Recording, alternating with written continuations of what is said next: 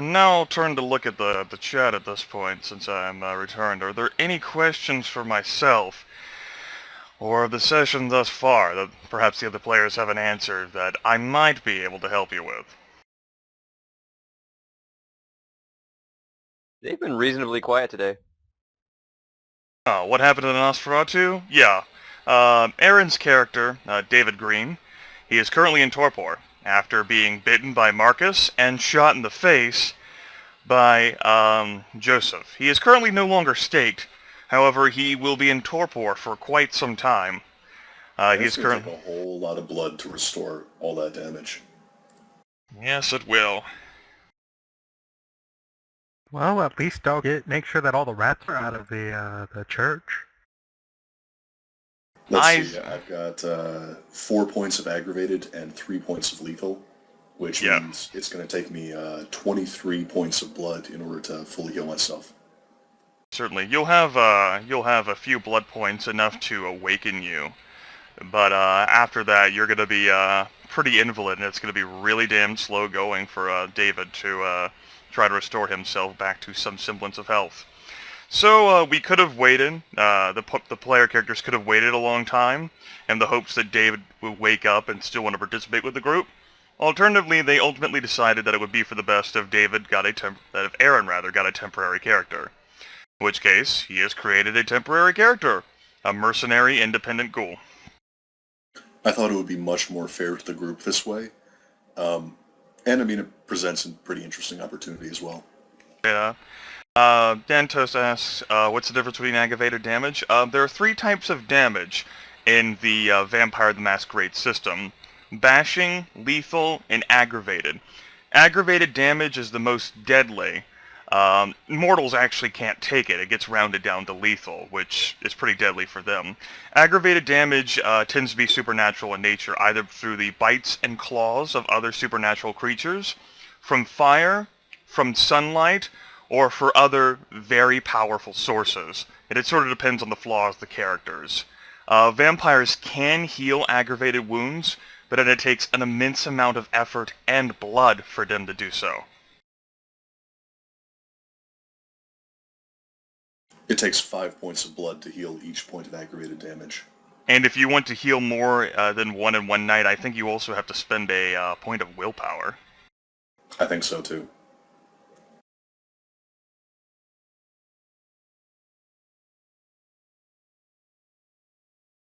And I'll be at wounded, which is -2, once I get rid of all that lethal.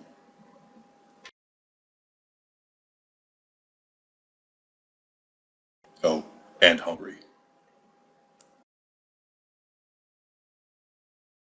You wanna dunk dunk the Nosferatu in a tank of blood? Well, he'd still be in torpor for a while. It's like it's straight out of Star Wars, me sitting there in like a blood tank. And how exactly are we to supply this tank of blood? Shut up, that's how. A herd of 10. Well, no, I mean, you could get all of the blood from like a slaughterhouse or something. Mmm. Delicious. I bet David would be totally cool with that once he woke up. Well, I mean, you remember that time that I mentioned that I could always just sandpaper my skin off and grow it back? Yes. I mean, if he feels dirty enough.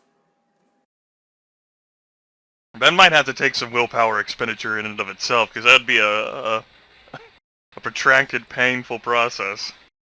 It might cause me to lose a point of humanity just from the sheer brutal reality of the situation.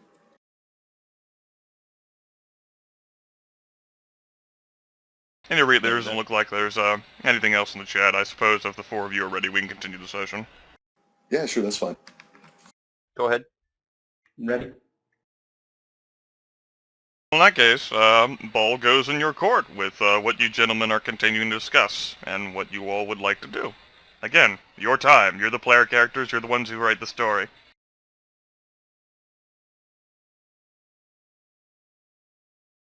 Well, I think everything else, I think we're pretty much have ironed out everything about what Jermaine is going to be doing, correct?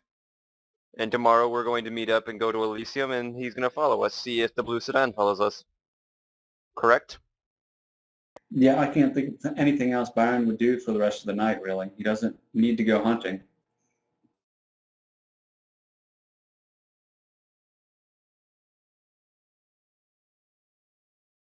Byron, I want you to give me a self-control roll at difficulty 6.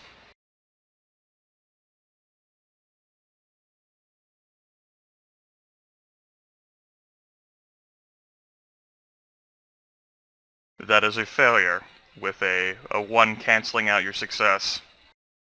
I will now cite for you something that's on your character sheet. You have no patience for standing around and waiting. You want to do things now. Fuck those slowpokes trying to hold you back. Every time you are forced to wait around instead of acting, a self-control roll is required to see if you go tearing off on your own instead. Courtesy of the impatient flaw. Correct. Yeah, I guess he's just going to say, fine, I'm going home. You people figure it out. Let me know if anything comes up.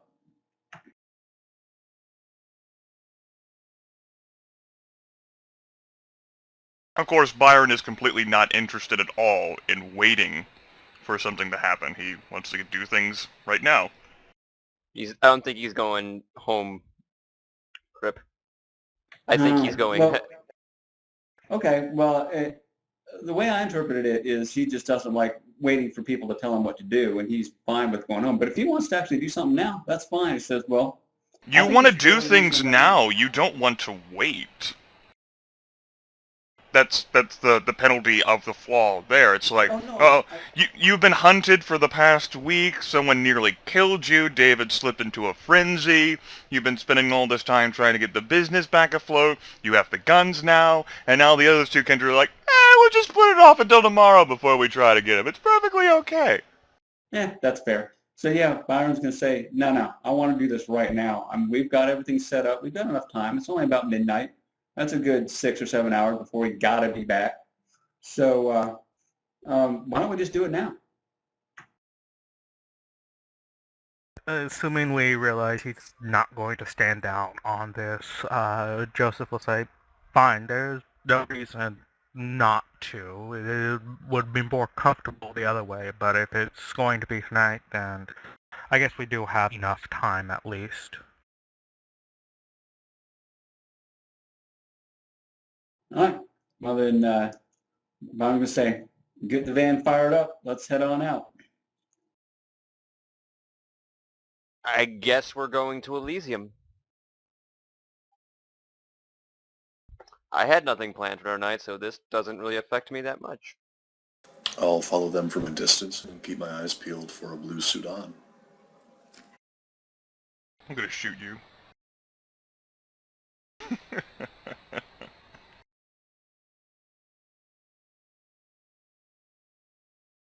I'm sure that I'm completely clueless as to what you're talking about. Are you sure you guys don't want to take a detour into Greenwich Village?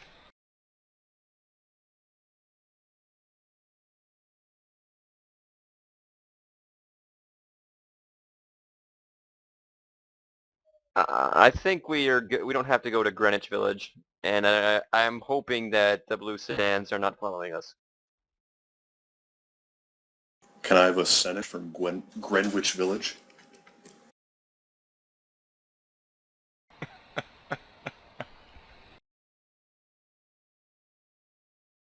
Alright, so who's carrying what? Who's holding what in each other's hands? I know that Jermaine has gotten to his own vehicle while you all have piled up into the black van, but describe what you're bringing along for this glorious adventure and what might be prepared to be used. I'm just gonna take my pistol because, well, pistol and fire axe. I'm gonna leave the fire axe in the van. I'm actually going to put on my Kevlar vest and leave my fire axe in the passenger side seat because I don't really intend to get out of my car while we're doing this, and shit might go down. Yeah, Byron is just going to bring his pistol and the knife. He's going to leave his submachine gun probably on the table. He didn't think much about it. He just wants out of there. And he doesn't want to figure out how to put on a vest either. Not that it'd be a really good thing to use in Elysium anyway.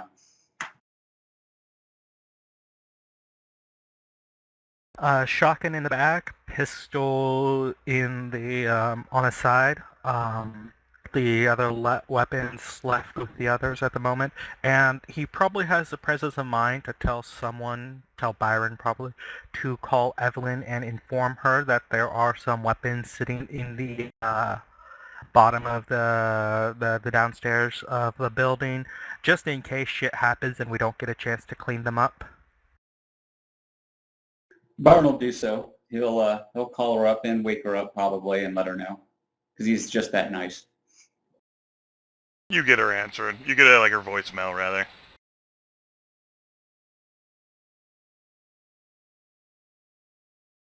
All right. Well, he lets her know, says, yeah, you might want to check the basement before anyone else gets down there and put anything away that needs putting away. And so, and he'll leave it at that, vague.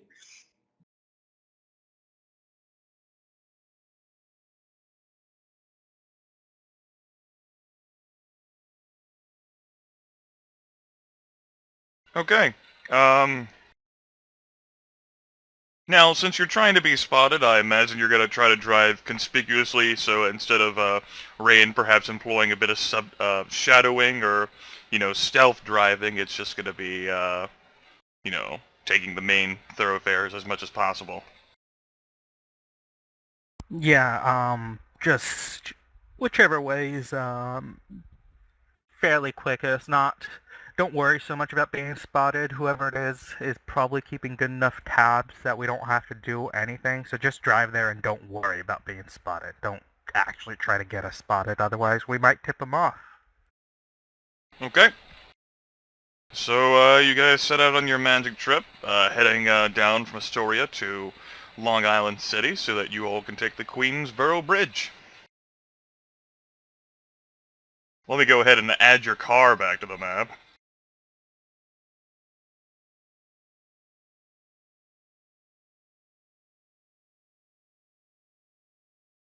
There we go.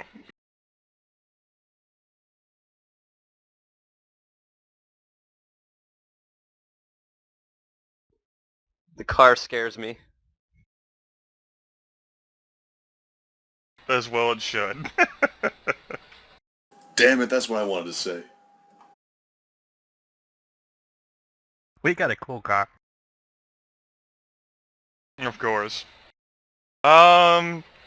Travel is, well, you're getting about 1 a.m. now. Travel's not that bad, of course, even though it's a Saturday night, early Sunday morning now, rather. Clear, beautiful night sky outside. It's still, of course, very chilly and cold, but, it's fucking January in New York City. Shit happens. All In things terms... considered, it could be worse. That's right. All of you go ahead and make Perception plus Alertness rolls at difficulty 6, please. 1 success. Well, for you, it's difficulty 4, Marcus. Okay, then 4 successes.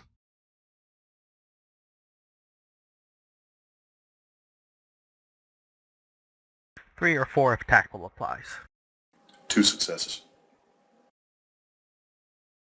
Alright, none of you spot any vehicle tailing you beyond those of you in the van. Germain's tailing you. As you all continue your trip, which Elysium will you all be heading to today? I am, by the way, trying to keep a decent distance from them. Alright, seems fair. Are you trying to hide from them? No, I'm trying to make it look like I'm not necessarily actually with them.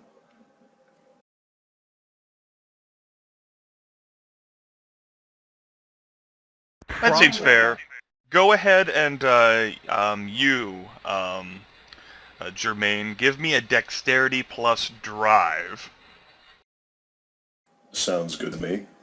And I'm almost certain that military reflexes does not apply here. No, it would not. But it's a difficulty 6.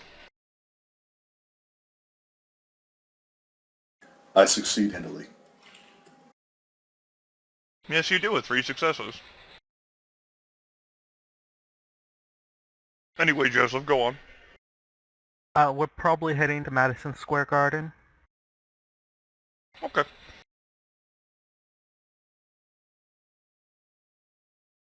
Are there any objections from the other kindred within the vehicle? None from Byron. He just, I mean, is it the closest one? Sure. We'll go ahead and just take you guys all to Madison Square Garden. The impatientness in you is a bit satisfied by the fact that you're in the process of traveling, although you'd like things to happen, and apparently none of the kindred within the vehicle has spotted anyone trailing you beyond Germain. Yeah, the way I picture Byron right now is he's got his knee bouncing. You know, he's bouncing his knee up and down, kind of looking out the window, strumming his fingers a little bit, just waiting to get there. So. You arrive at Madison Square Garden without incident. Oh, and you guys did give me physical descriptions of these particular vampires, right? Nope. Yeah, I thought he would. I thought Marcus mentioned including that when he said he told him everything. He said he described the car and the people that attacked us. Yeah, Byron. I didn't hear it, so it must have not happened. Clearly. Germain was daydreaming. He doesn't remember. Alright, fine.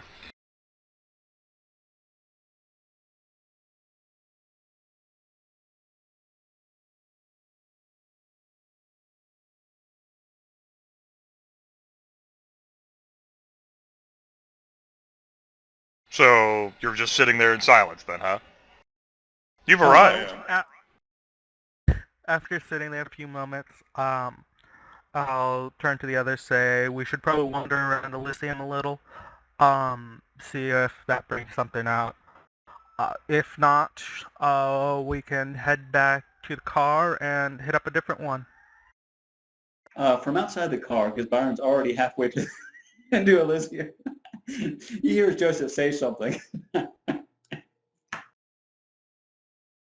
Alright, Germain, your 3 kindred friends have gotten out of the vehicle. Well, Byron really has, looking back at the other 2. Alright, I'm going to kind of sit here and watch, which I think is pretty much the entire reason I'm here, right? I believe you've interpreted it to be as such, yes.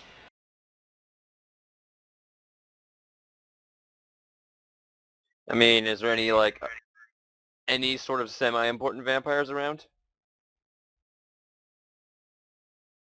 How would you define semi-important? I mean, is Valentine here? Is the sheriff here? They have a name, semi-important. Any of the harpies? Well, you all can spend some time wandering around the garden if you'd like. No current activities are going about it at mortal or otherwise at 1-ish a.m. Yeah, Joseph's not wandering around, he's sticking by the car. Okay. No. There is no one other than yourselves and Germain that you designate could be of importance. That's not to say that there might not be important people, you just don't know them.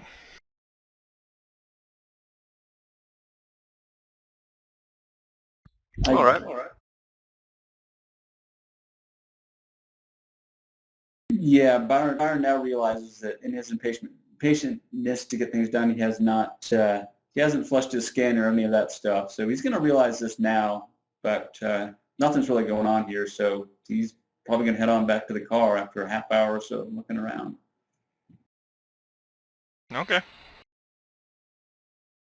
Germain, you're observing. There's a simple, perhaps, car traffic that passes every now and then because, given the fact that you guys are ensconced within Manhattan here, there are going to be cars and eventually people pass by, but does not look like to be anyone of interest who's taking an interest in your friends.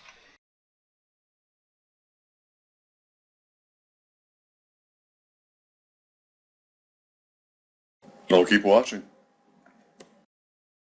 Time passes. It's now 1:10, 1:15, 1:20. Alright, then I'm going to call up...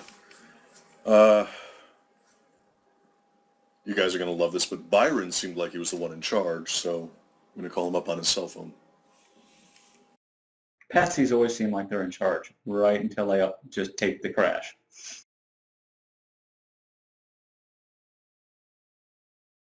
Technically, you're also the one who holds him in the contract insofar as the blood point is concerned. That too. So yeah, he's going to call you up on your cell phone. All right, I'll answer. I'm not quite at the car. I guess I'm right near the car, still in Elysium. Say, yeah, there's nothing here. It doesn't look like you've been followed.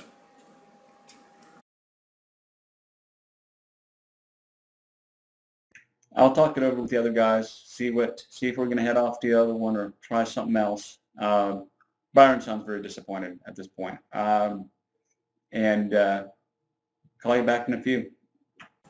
I'll keep waiting.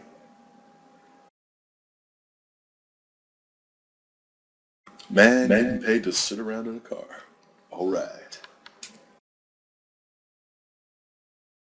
Not a hard life, huh?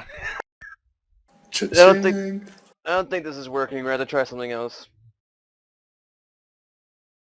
Byron is going to say, well, we could try the other Elysium. I mean, it is, Saturday night, Sunday morning. There ought to be something going on. If not, we can try to be more provocative and head up to the warehouse where that car was torched, and maybe someone's waiting for us up there. Or other than that, Byron is at a loss. He doesn't know where to begin. It's a reasonable, common sense assumption here, given light of everything that has transpired within the city recently, that Kindred and might be sticking closer to their domains after everything that's happened, and might not be meeting out so much in the open. The Anarch movement, of course, has gotten increasingly unfriendly, and with the Gangrel suddenly and totally splitting from the rest of the Camarilla, it's, as I described, put most vampires at least in a temporary pause. After all, you live forever, you're eternal, and you have all the time in the world to make your plans. And so it might be a situation where everyone is plotting how to turn this to their advantage. And it might not be done out in the open. Right. Well, Byron just kind of shrugs and looks from Joseph to Marcus. He doesn't know what to think. He wants action! There is no action! I'm going to make another roll here soon, depending on what goes on. So just on my own. So We should probably do a little snooping. Who knows people? Well, when you finally do meet back up with Marcus, since he's standing by the car, and I'm assuming you're still in Madison Square Garden. When you finally meet up with Marcus, that's good. Sean is now taking care of Jordan's character. After you guys started talking to him while he was, way outside. When you guys, if you bring up the point about the car, he'd probably think that's a good point to make. Seeing if there's anything we can dig up there. We never got a chance to actually check that place out at all. And it's been a week. It's probably a little quieter now. It's been more than a week, bro. It's been at least a week. The other times, did we pass much time? I don't remember how much time we passed. You're looking at 2 weeks.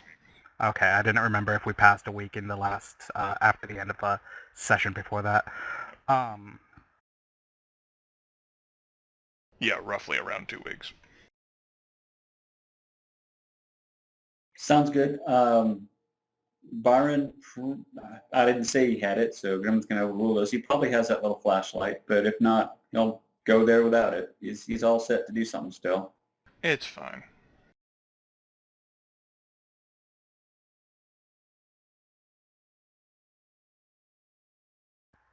So, do we all pile in the car?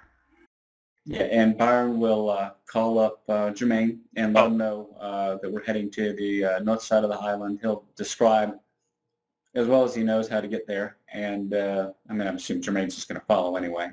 But so he'll be filled in. Yes, I do intend to follow. While you're on the phone, I'd like you to fill him in on the details of what happened.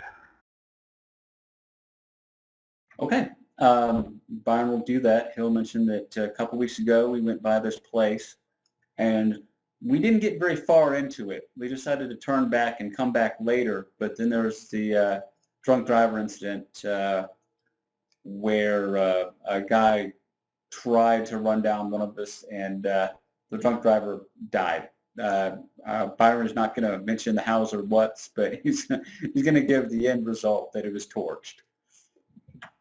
So do you... While we're headed up there, I'd like to stop at some convenience store or something and buy a couple of flashlights. Okay, do you want to go buy the flashlights, or do you want your ghoul to go buy the flashlights? Well, I mean, we're all in the car, and I'd rather not have the ghoul out of the car, out of sight at the moment, considering we just went to Elysium and what happened last time I let the ghoul out of my sight. I'll Alright. buy the flashlights. Yo, if we're going to a convenience store, I'm going to get one of those, like, big-ass slushies. Do you want Jermaine to go in and buy everything for you all, or does Joseph want to go in and do this himself?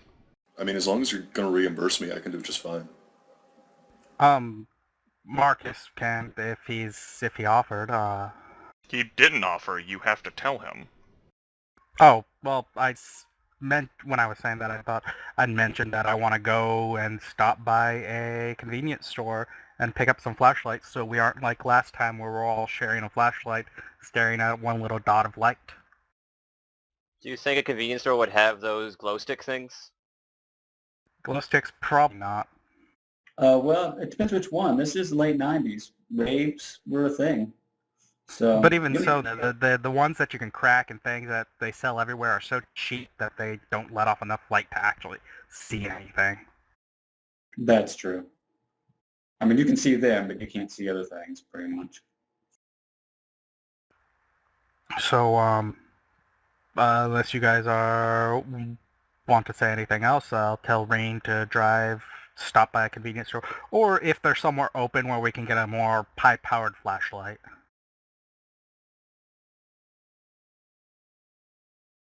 Okay. That's certainly possible to do. There are definitely 24-hour convenience stores located within New York City who sell a variety of perhaps utilitarian equipment. All right, when we pull up, I guess Jermaine's going to be getting out of the car to get a slushie. And so Byron's going to ask, would you mind picking up a couple flashlights in there or something like that? Well, he probably won't be going in to pick up a slushie. He's going to be sitting there waiting in the car for what you guys are going to do. Fair enough. So, unless either Marcus or Brian brings up another point, Joseph will step out of the car. Okay. And head inside and find the flashlights and look to pay for them. The pale, lifeless, and breathless corpse that is Joseph Chung steps into the light and heads into the convenience store. Well, I mean, everyone looks a little bit pale under fluorescent lights.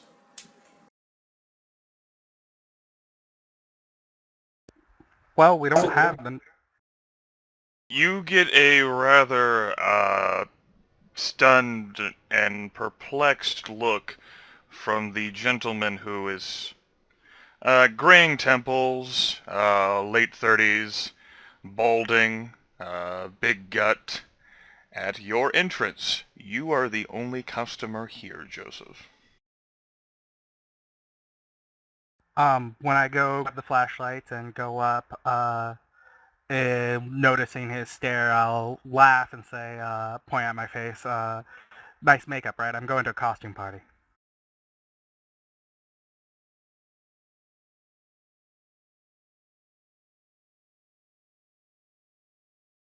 Go ahead and give me a manipulation plus subterfuge. Yes, I knew you were going to ask for that. Difficulty 6, Joseph.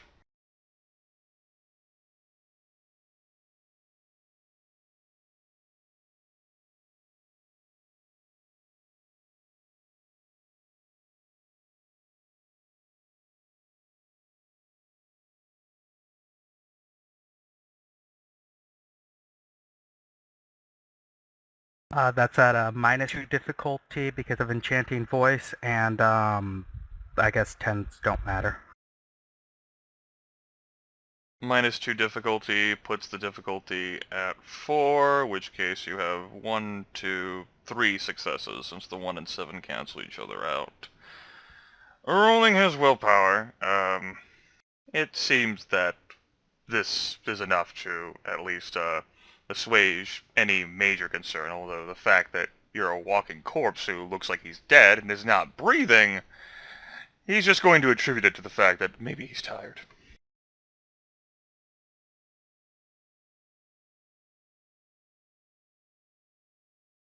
I think we can rather, I think they can breathe if they want to, can't they? Right, Yeah, I've got but impact lungs and I'm speaking. I mean, to form. he looks breath like is he's still good. dead, Aaron. True. He is a walking corpse. That's true.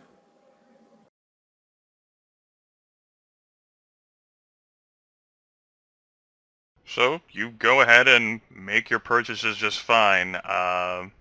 You end up noticing that the gentleman who is watching a little box television on the counter while waiting for customers, he has not let his eyes off you the entire time you've been in the store.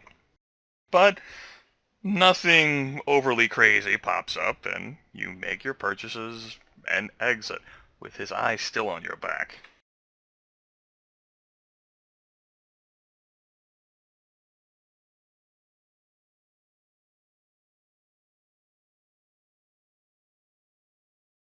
You get those flashlights?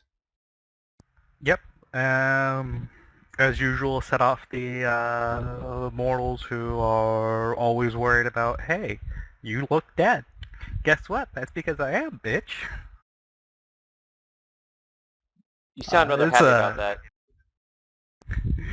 Well, after a while, I guess it gets tiring. Gotta agree with that, right? Byron will nod. It's always a headache. What do you say we get going? Let's head on up to the warehouse. Well, not a warehouse. The Muncie Hudson Expediting and Storage Building Complex. Okay. At Henry Hudson Parkway and 254th Street in the Bronx.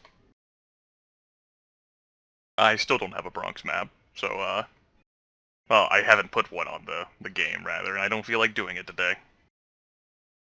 We will all use our imaginations.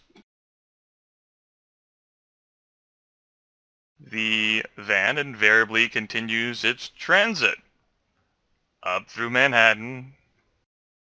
Jermaine traveling behind in his car. As the black nondescript van prowls the night.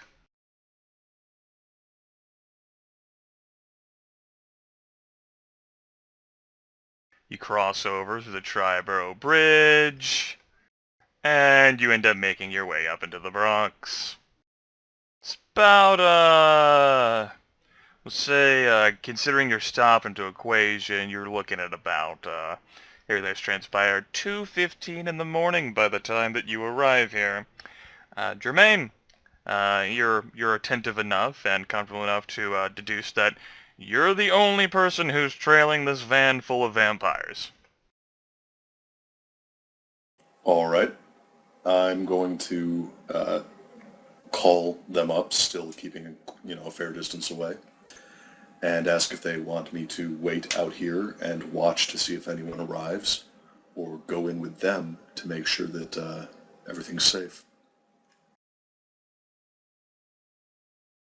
I think Byron's going to want you along. He'll let questioning lead to the other two, and say he wants to know what he should do. I think he should come with us.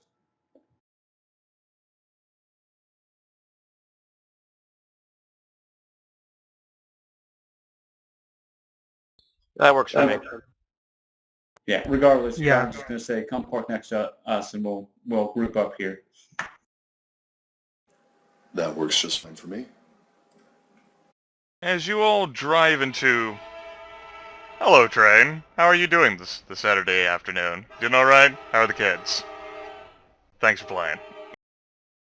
Righto, as I was saying, as you all drive into this desolate, relatively abandoned area here in the Bronx, there's still the dim lighting about. Off the distance, you still see that billboard advertising the Metro cab, the emblem of the Ouroboros.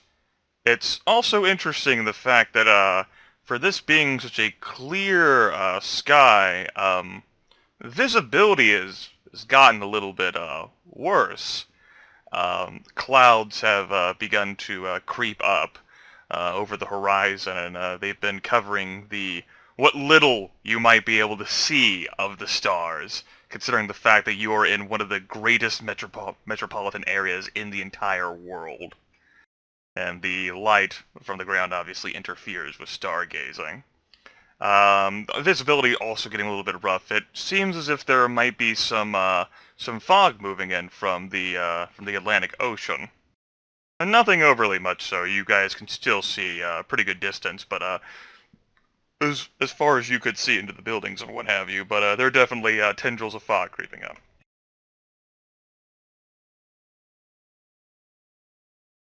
Byron's And- going to... Sorry, go one ahead. more thing. Marcus, just like last time, you have an uneasy feeling here. Yeah, this place feels just as I remember it. Yeah, Byron's going to nudge whoever's closest, call it Marcus, say, got some fog again.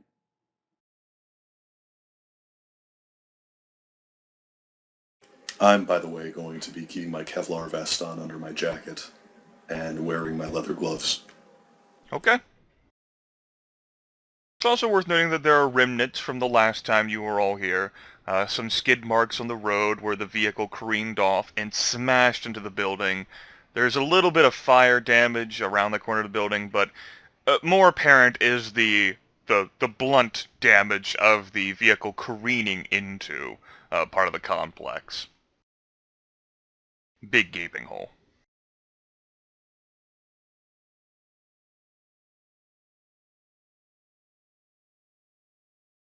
Should I take the lead? Do you have a flashlight? I do. Before I want you to know that you're going to have to take your sunglasses off. I figured. The sunglasses Before are more we- for social reasons anyway. Before we go in, I'd like to just give him a quick rundown of that time we went to the other the Steinway warehouse district. The place we went there. Just tell him about the fog and whatnot. Well, go ahead and share that with them in character while you guys are standing out around here in front of the Muncie Hudson Expediting and Storage Complex.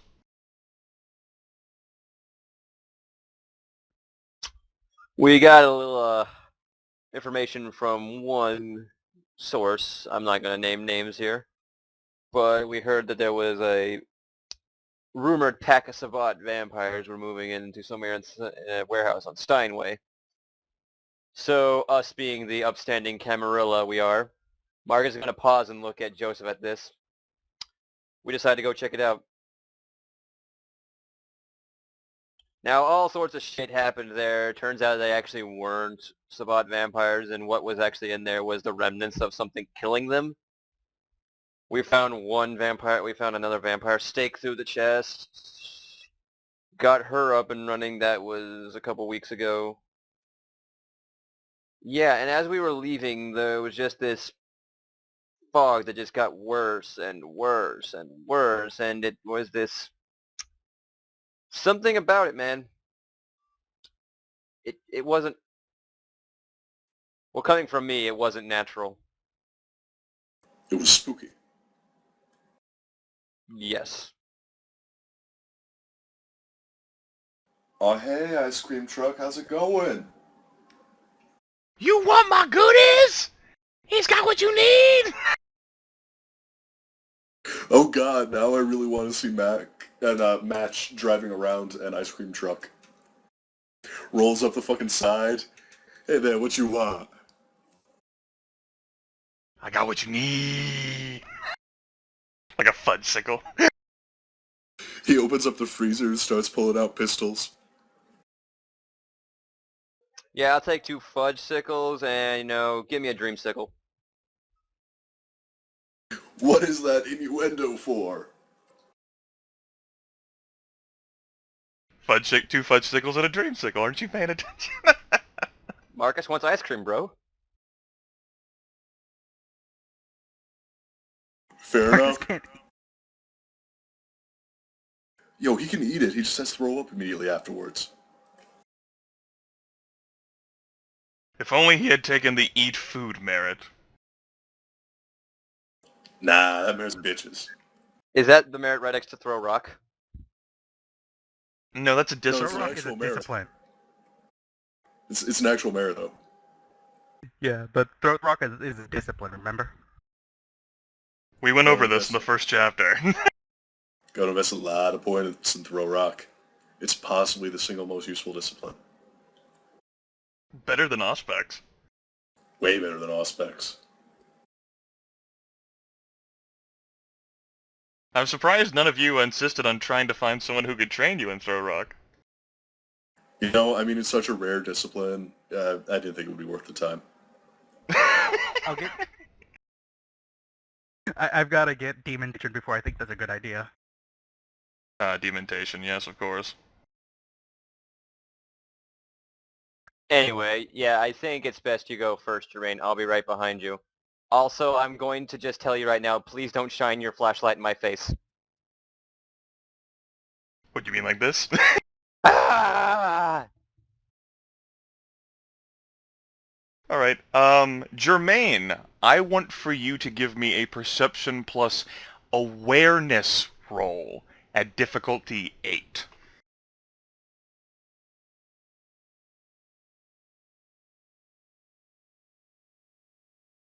As you actually have a point in awareness. Wait, who you want to do this? I want you to do this. Okay, Jermaine, I thought Mr. No, Black I- Man. so. I thought so. I know your characters change names. It's hard to keep all these modern names together in my head. I mean, Joseph called his own. Sean called his own character Marcus instead of, Joseph. So okay, that is a basic success. As Marcus is cluing you in on this peculiar feeling. You take off those sunglasses. Your eyes invariably end up falling on that billboard. The lit one it advertises the Metro cab, and you swear that the Ouroboros sign that's used to advertise the cab, it gets a bit bolder in the thin fog, almost as if it's becoming bigger and more emphasized and intricate than it actually should be. Alright, I'm going to kind of gesture up towards it and say, hey, don't you find that at all spooky? Man, I find this entire place spooky. For those of you who look up towards the sign after Jermaine's gesture, you may all make perception plus awareness at difficulty 8 as well. There's no penalty for not having awareness, it's just your straight up perception. Nope. Nope. And no, 3 failures since Marcus actually rolled an 8 there. It cancels out. The 3 of you in this case, you see the Ouroboros, but you're not getting exactly what your main's after here. Your mom said, yeah, it's a sign. It's kind of creepy symbol, but I don't know, it seemed creepier. Just seems funny that there's a cab company running around in this city with the Ouroboros. After you, you saw that sign in the fog, didn't you? Was it Marcus or you that saw it first session? I can't remember. Because I think you guys brought up that you saw it. Yeah, Marcus saw it. Okay. Yeah. Marcus probably would realize, yeah, that is a bit weird. Huh.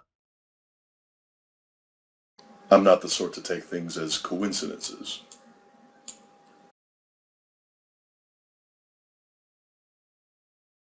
Might want to look up their headquarters when we next get a chance. We're here tonight. We probably won't have enough time to run that down tonight, so that may have to wait for tomorrow. That's fine. I'm ready to head in whenever you are. A cold, very brisk gust of wind sweeps down the street, fluttering your clothes a little. Marcus, of course, looks amazing in it. With his fucking unforgettable face, having 4 dots in appearance. I really want to say something like I stabbed the wind. But that'd be ridiculous. And off in the distance you can hear the sounds of the concrete jungle around you. The wind eventually stops. Oh, sorry. Byron's impatience is totally worn off on this by this point. It's been replaced by wariness. So he's like, all right, let's get this over with.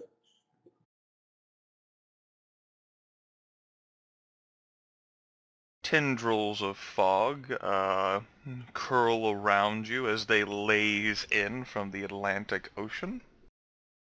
Seems that this definitely isn't limited to just the Muncie Hudson Expediting and Storage Complex. Jermaine, if you will lead on. Absolutely. All right. The black man goes first into the I'm going to be the one that dies first, aren't I? Well, you're the only one among the 4 here who has to breathe. So, it's pretty noticeable, and there's no roll required, for the utter stench of human refuse, reeking with desperation and despair. So much so that it's cloying on your body, it infuses itself within the fabric of your clothes, and flares up into your wide nostrils. I'm going to have to take a shower after this. I mean, Marcus is breathing in, but he's doing it for... he's getting it worse. Yes, you must best rate.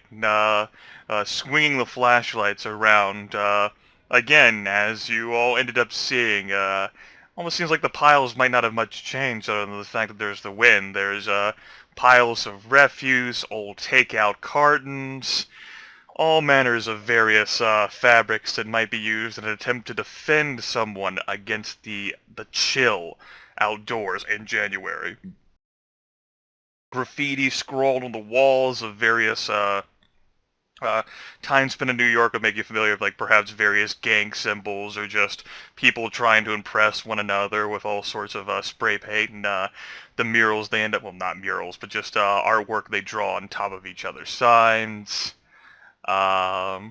Chips in the walls, like little cubby holes where perhaps cardboard boxes were placed in an attempt again to shelter someone from the wintry conditions of New York City. As for actual, say, someone living, well, beyond Germaine, there isn't anyone here, although in such horrific conditions, he's not exactly sure anyone could live here. But he's used to better conditions. This is fucking awful. You're telling me.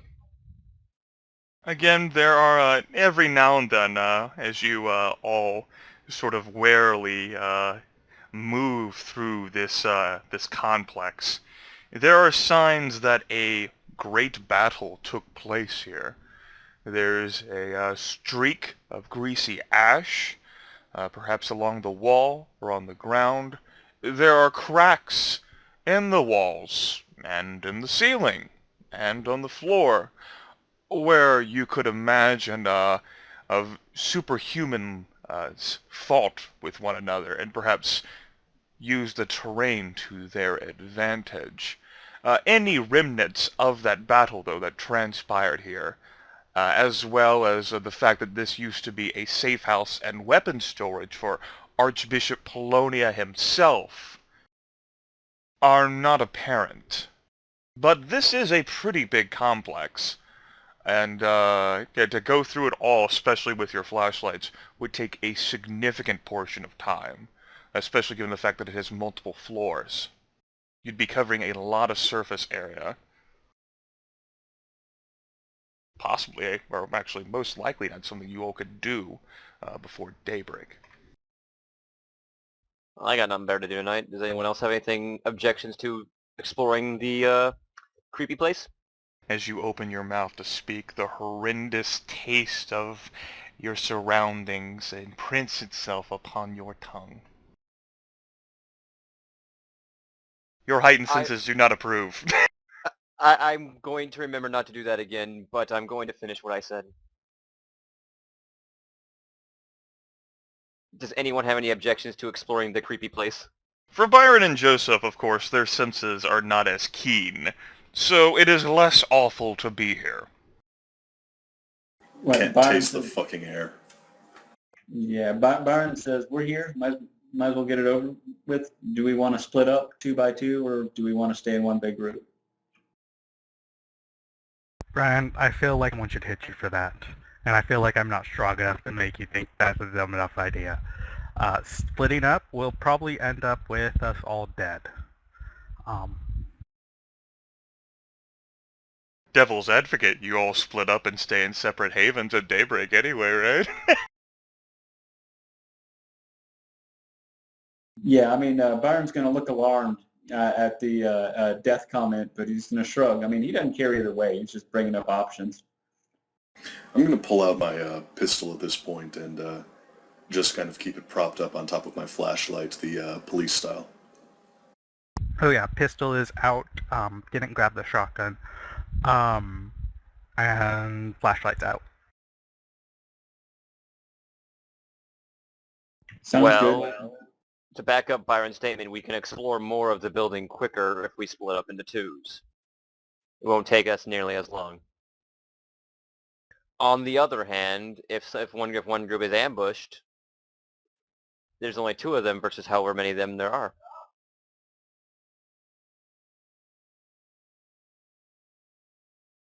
Jermaine, what do you think? The eerie feeling, by the way, that Marcus has not vanished. I can only stay with one group at a time.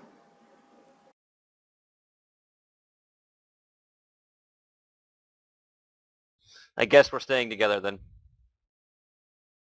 All right, well, should we take this room by room, or just give each, I mean, completely, or should we just try to see if there's anybody alive in here? Maybe we can ask them some questions.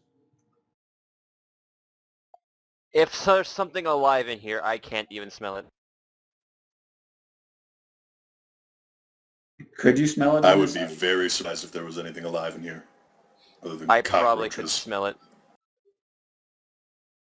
Speaking of cockroaches, there's a rather delectable one right now scurrying across the floor and the focus of Jermaine's beam. Ugh. I don't even know how people came in here long enough to put up those stupid graffiti marks. Let's just do this room by room. Byron, Room by bloody room.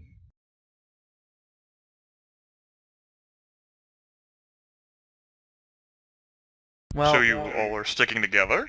well, if you guys want to, we can do a quick rundown and see if we can just basically run through the entire building, see if there's anything well, not literally run, see if there's anything that's here that's dangerous, and then come back around after we've made sure the entire building is secure and actually investigate things in detail that way. That way we can be a little bit safer in splitting up, if you guys think that's the best idea. Byron will agree with that. No objections here. So each of you has a flashlight. Correct. All four of you are holding a flashlight in a hand while the beam is on. Pointed at the Yes. ground. Yes.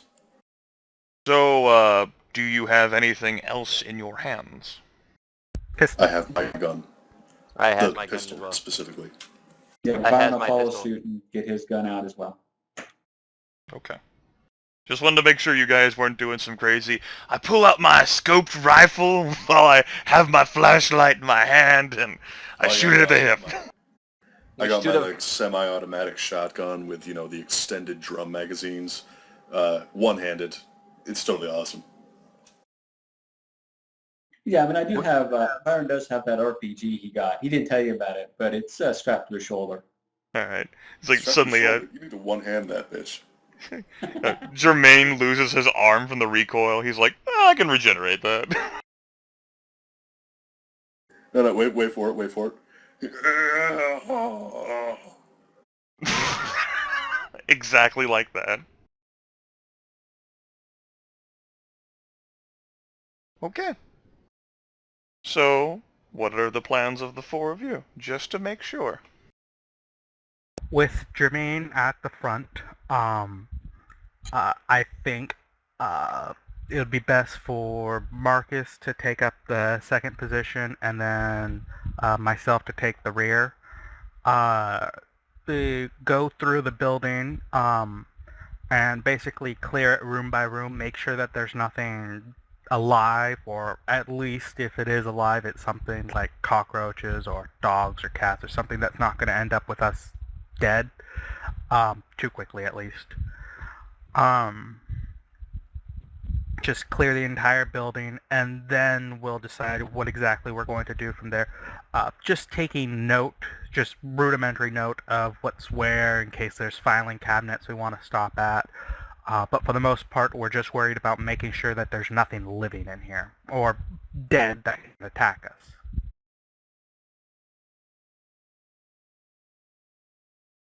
Any further input from you other three? Let's Nope, fucking that sweep this sounds- place. Yeah. Yep. Okay. It's worth noting this will take a lot of time. You have situations where a staircase, one of those metal railing ones that would take you up to further floors, has been broken. It's wobbly. You're not sure you might want to risk it. Obstacles end up going in the way. Holes, divots in the concrete. Although there's no basement for the complex, at least not where you are, and it does cover a lot of ground here. It's sort of like isolated and out on its own here in New York City, with a little bit of distance between it and the rest of the Bronx. It's, of course, the density is not as jam-packed as it would be in Manhattan. And the fact that you all have very limited light. What is the speed by which your characters are attempting to progress through this building? A brisk walk. Yeah, I would say a brisk walk, maybe sticking a head into doorways to look around, flash the light around, then continue on. I'm keeping my gun made on any area that hasn't been cleared yet. Yep, pretty much. Yeah, I mean, two of us have a police background, so we're I doing don't. it. Oh, no, I guess not. No, I'm the only one with a police background. I have military background. Yeah, Jordan and I have military background. Yeah, so we're either all police or military trained. So we're doing it essentially just clearing it room by room as quick as is safely possible. Yeah, Byron will just take the lead from all of you. I mean, he's kind of a derp. He'd be sticking his head in and get it blown off if you didn't stop him. So. Yeah, that's why he should be in the middle and further to the back. Okay. Worth noting that, of course, you all are hurrying through here quickly. Your sounds of movement combined with low talking with each other as you share opinions of the matter and, give messages of all clear. And their flashlight beams, if there's anything hiding in here, they're gonna know you're here unless they're blind and deaf. I mean, that's pretty much to be expected anyway. Right. Time passes while you all investigate. Let's see here. We'll go with this isn't visual based, as it'll employ multiple senses. I'll be a bit flexible here. You can choose which one's better for you. Perception plus alertness at difficulty 7, or wits plus investigation at difficulty 7. I'm going to be doing perception plus alertness at difficulty 7. Okay. 3 successes from Marcus. Yeah, I don't have investigation, so I'll have to go with perception as well. Okay. That is a success from Byron. This is perception plus investigation, right? Perception plus alertness or wits plus investigation. Oh, okay. Then I'll definitely go the alertness route. Okay.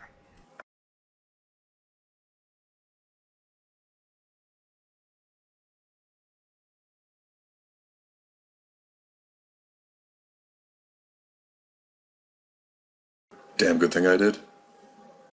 2 successes there, since one is canceled by the one. Right. Perception with specialty tactical. No, doesn't really apply. You're not gonna be ambushed. You're not like in a tactical combat situation. But you still got 2 successes. Alright, some time passes as you are going through the building, and combined with what you all told me, the 4 of you are rather adept at traversing a significant amount of the complex. The first floor, at the very least, other than the rather repugnant sounds and sights, and for those of you who are fortunate to not have to breathe, you can just imagine, man, it'd really suck if I were Jermaine right about now. And Jermaine is exposed to the full flavor of everything unfortunate about human smells, perhaps over the course of the entirety. Perhaps there's some people have died here. Well, certainly given those greasy stains of ash, there have definitely been deaths. There isn't anything of actual interest. Like, there isn't an unrated file cabinet that you can all, rejoice over the gloriness of finding. But, you go through a quick check. The place does seem like it is empty. There is some soft groaning around a mostly broken wall. Upon focusing the beams, it's a rather old man with a headband over his a greasy gray hair, huddled in rags, and a ripped apart, mostly tattered baby blanket. And, he's sort of cradling himself in the extreme cold of the environment, which, as Jermaine can tell you, it's fucking cold out here. That's why I'm wearing a goddamn jacket. It's he's just sort of hugging himself, and a heavy stench of alcohol, which kind of fits in with your current environments, and he's some sort of incoherent stream of babble. No one knows. No one knows. And whatever sorts of kooky things you might expect someone who has been deprived of his life and home cradling himself in the intense cold, trying to stay alive as best as he can in a temporary shelter here, trying to make the best for himself. You all can further interact with him if you wish. He has not responded to any flashlights or your conversation or your movement at all. He's out of it.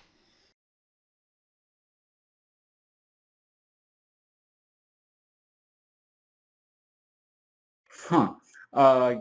Yes, Byron will approach and say, nobody knows what. See if he even acknowledges. Nope.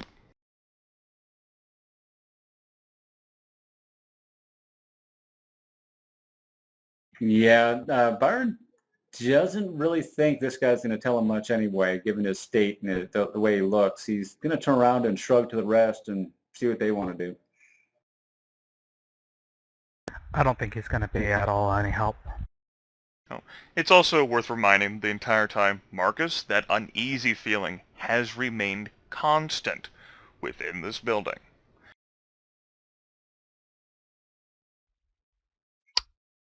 I still don't feel very,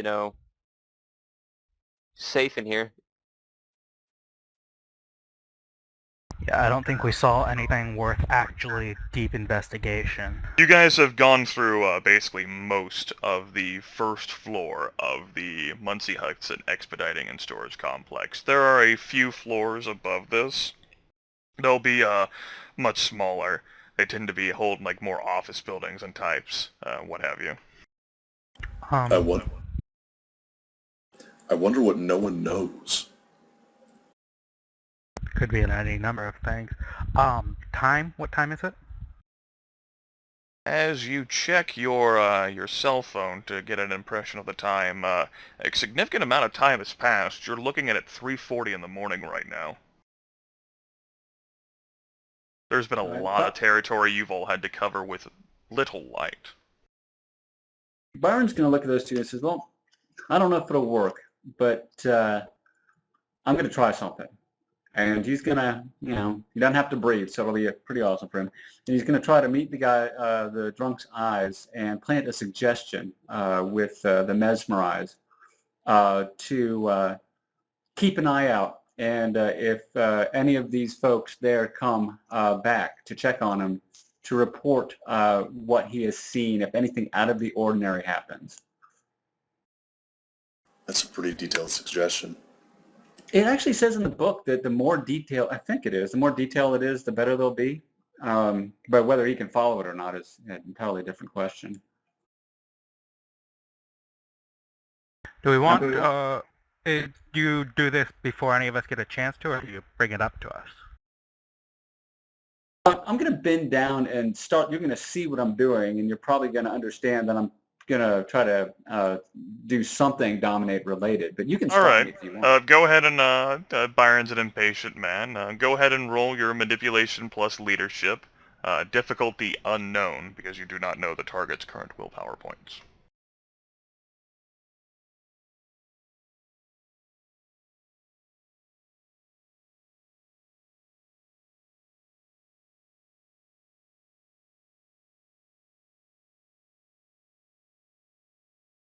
And I also have persuasive, whatever the thing is, persuasive and that voice one that Joseph. The enchanting voice. Right.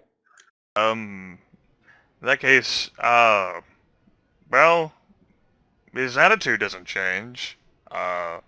Maybe your mesmerization got through. Maybe it didn't. Maybe if it did, he didn't understand. He's kind of not there. You're not sure if there's a way you could actually make him understand. Right. I'll look back at the others and half shrug, kind of an invitation for. He may be too mentally deranged to actually be able to understand us at this point. But that said, I think that's the best we can do. If we want to go check the upstairs, I'm very doubtful to hold anything worth anything to us. I think our best bet may be checking out that taxi company, see if that has anything to do with all of this.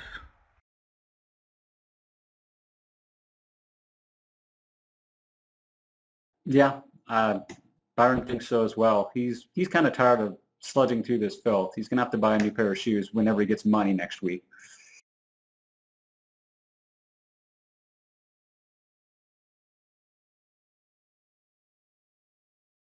If that's what you guys want to do.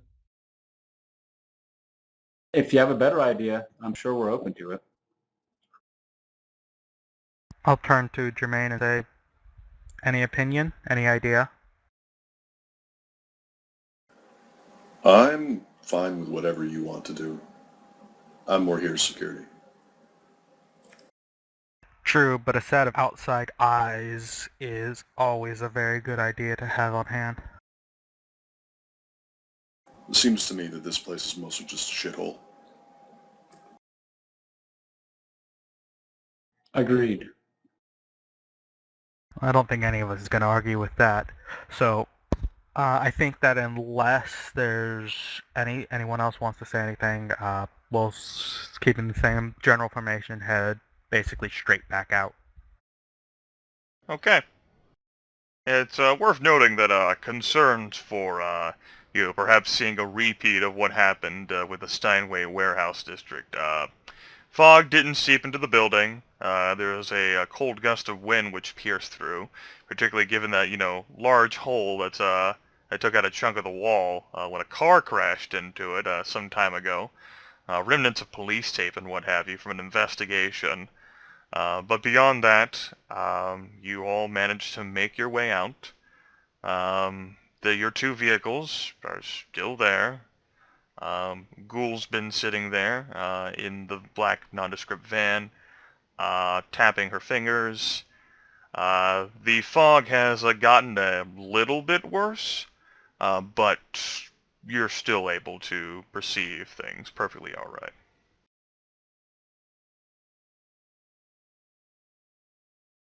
Although,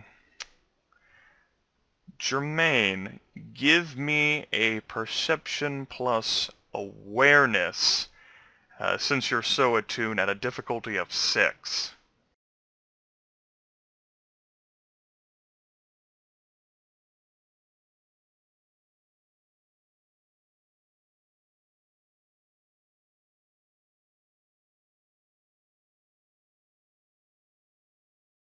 Please.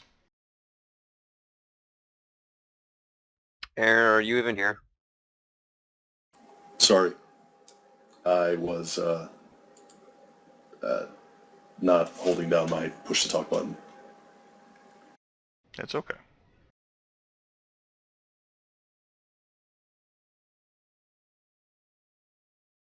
That is a basic success.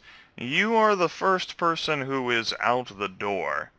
And as you are stepping out of the Muncie Hudson Expediting and Storage Company, looking at the scenery around you, there's a second where apparently your scenery is flooded by light, as if all the buildings, all the lights in the building you just walked out of, turned on.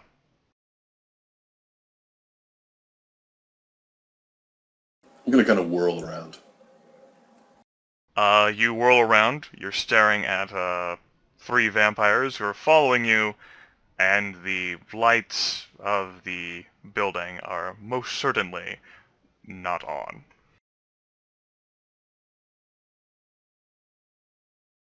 Spooky shit going on here.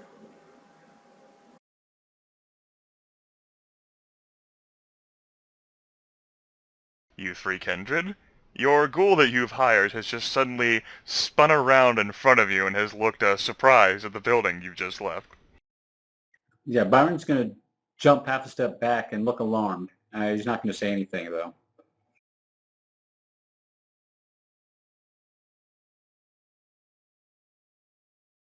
I told you guys. I'm going to keep my eyes straight forward while he's doing that. If he's watching one way, I want to be watching the opposite. Okay. Could have sworn for a second there all the lights came on in the building behind us, which doesn't make any damn sense considering it's a rundown shithole.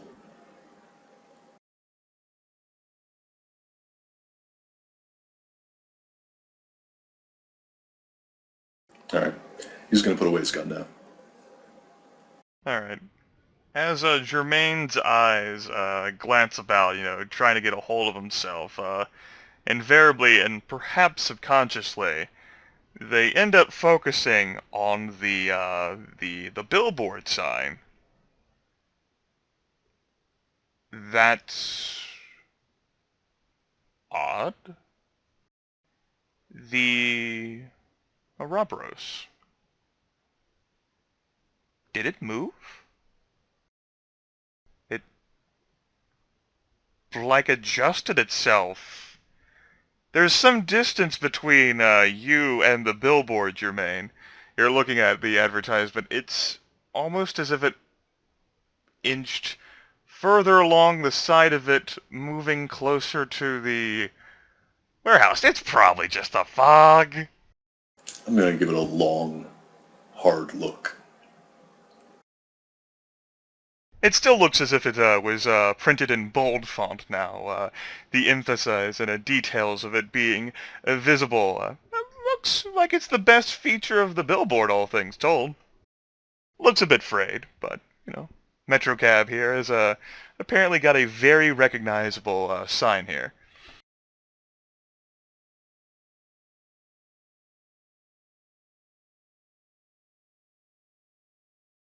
What's wrong, Jermaine? I still don't like that sign on the billboard. Well, then go burn it down. Nothing's wrong with the sign. If you say so. As Marcus looks towards the sign, perhaps to come in with it, this actually is something he can notice. Given the fact that he has such heightened senses and he's already attuned with his, his aspects and everything. Yeah, it does look like the Ouroboros moved like maybe a foot. Wait. No. That's not... How? Did that move? That's what I was thinking. Byron just say, well, maybe you aren't crazy to Jermaine and say, and he'll give Marcus an appraising look. Or maybe both me and Jermaine are crazy. Maybe we should just get out of here and burn down the entire borough. I assume Joseph is pretty busy and looking at other sorts of things. Would Byron like to look at the sign? I'll follow the gaze. I'll look at it, see what I can see. Yeah, it's moved. It's relocated. Out of character, the way you asked, is Byron going to look at the sign, made me think, oh god, we're all falling for some sort of hypnotic suggestion. Maybe you? Well, Joseph is busy looking every single other way now that everyone is staring at the sign. Afraid he's knows going that to get it- hypnotized too? Marcus is No, going he's to afraid that actually someone- see if the sign has an aura. I'm pretty sure it doesn't, on the off chance that it does, though. With the level 2 aspects. Smart. Is that the first time you've used that level? No, he tried using it on a vehicle. The session you had to leave early, Chapter 3. Alright. But I Okay. make a perception plus empathy difficulty 8, and it just tells me very minor things. I mean, I'm just seeing if it actually has an aura. If it does, that's really, really, really bad.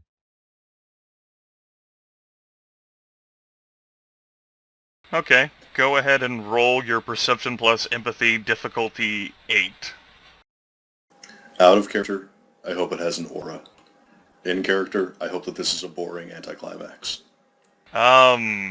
This is an inanimate object. It does not have an aura. Damn it! Okay.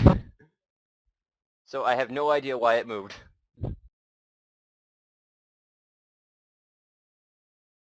No. There's another, chilly gust of wind that moves past it. The moon has actually been, mostly obscured now by the clouds that have moved into the sky. Not that it What was, stage is the moon? it's a third quarter. It's waning. Not that it was much visible anyway. I forget the exact the periods of time in which a moon is able to be visible as it transitions through its various phases. Regardless, there's enough cloud cover up the sky that you really can't see much of the atmosphere beyond. All those in favor in leaving? Aye. Aye. You don't want to take a closer look? I mean, we are paying you for that. So you want me to find a way up there? Sure. And I'll go too. Alright, I'm going to look around for any fire escapes that we could go up. Not so much a fire escape, however, there is a rather long ladder that goes up the long pole. Apparently there's no other sign of, like another billboard on the other side, but Okay. you can definitely scale up there.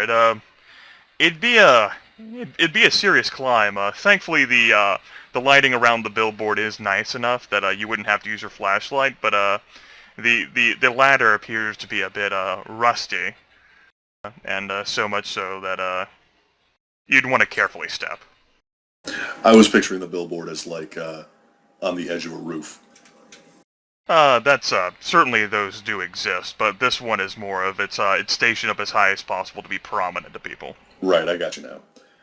Alright, then I'll climb on up and be really thankful that I brought a nice warm pair of gloves. Alright, no rolls required. Joseph is continuing to scan his surroundings. Your goal is looking at you, Joseph, from the van. Pretty confused, but she's going along with it.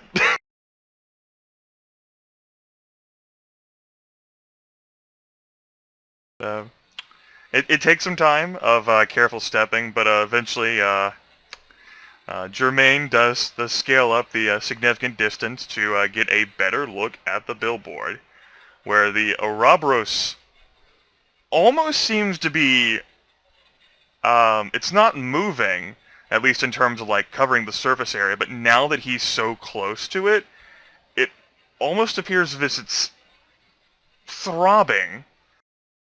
And the boldness is actually a subtle swap of colors, and it almost seems like in the rivulets of the ring, as well as the details of the serpent, there is a rich cherry red. It seems to embolden itself. What do you think of this?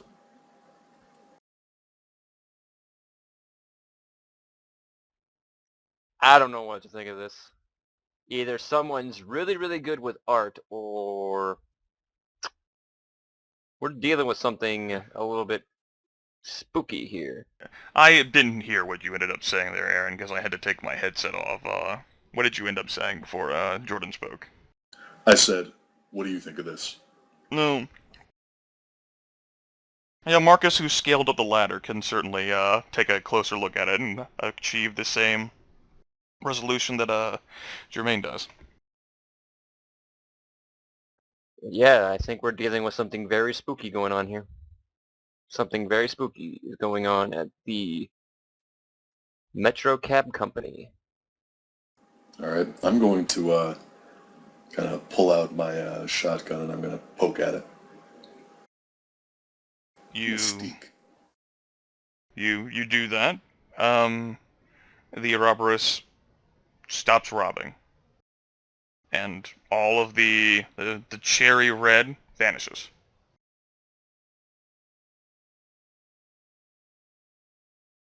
And Spooky. before the very eyes that only the two of you can see, the Ouroboros on the billboard moves back to its original spot.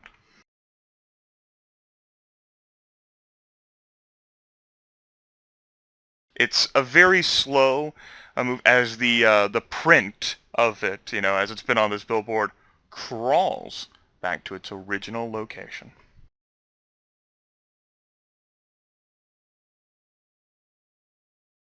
You want to get down from here?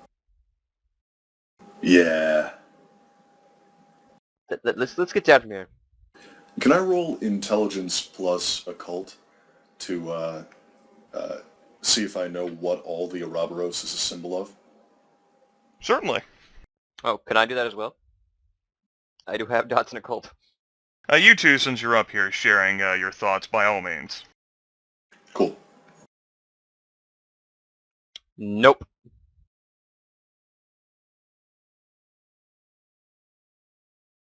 Let's see, for Marcus that's just a failure, but for Jermaine there, you would know that, first off, the Ouroboros is, it's an ancient symbol, depicts, of course, as you see before you, a dragon eating its own tail, although it can be seen in other formats.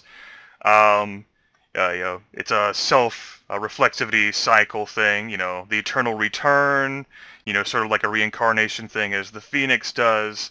There's a wealth of knowledge associated with it all.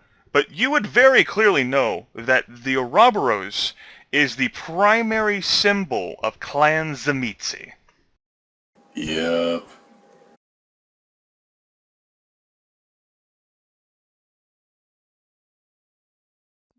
I had my suspicions, but isn't the Tzimisce also the head of the Sabbat, or...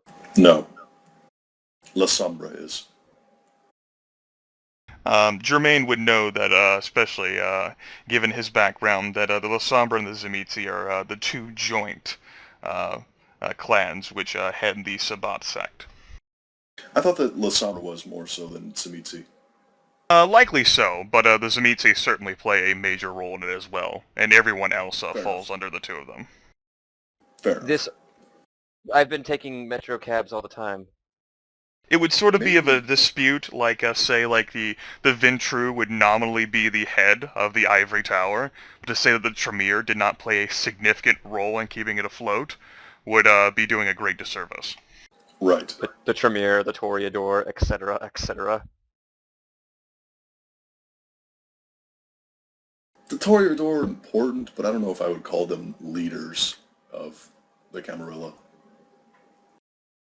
It is said that without the Toreador, apparently the Toreador stability, the Ivory Tower would have fallen long ago. At least that's what they like to tell themselves. Yeah, but I mean, the same could be said about the information trafficking of the Nosferatu. It doesn't mean they're leaders. So you two are just continuing this rather quirky and suddenly diving into multiple topics conversation on top, right? No, we're leaving. I'm going to say, well, first of all, I'm going to, point out what I know about this symbol, and then follow up with, maybe you should avoid things with this symbol from now on. Yeah, this symbol has some connotations, I think. Oh, yes. What kind of connotations? Because it's in the back of my head. Just don't know. This is the symbol of Clan Tzimisce. Can we leave now, please? Yes. Because I don't think anyone mentioned it to you, but sometimes those blue sedans have shadowy things inside of them, obscuring vision, and I think you know what that means. We should get off of here. Yes. I imagine rather hastily you all scale back down the rusty ladder. I mean, I'm going down as fast as it's safe. Right, There's no reason to try to escape something by throwing yourself to your death. Right. Byron, you've been down there stationary near Joseph the entire time. Joseph has remained ever alert and vigilant. You two, go ahead and give me Perception plus Alertness at difficulty 6. 2 successes from Byron.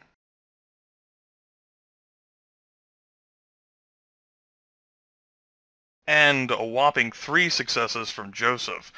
With your powers combined, I think it's time for me to take a 5-minute break to attend to something downstairs. Cool. That's enough time for me to grab a snack and go to the bathroom.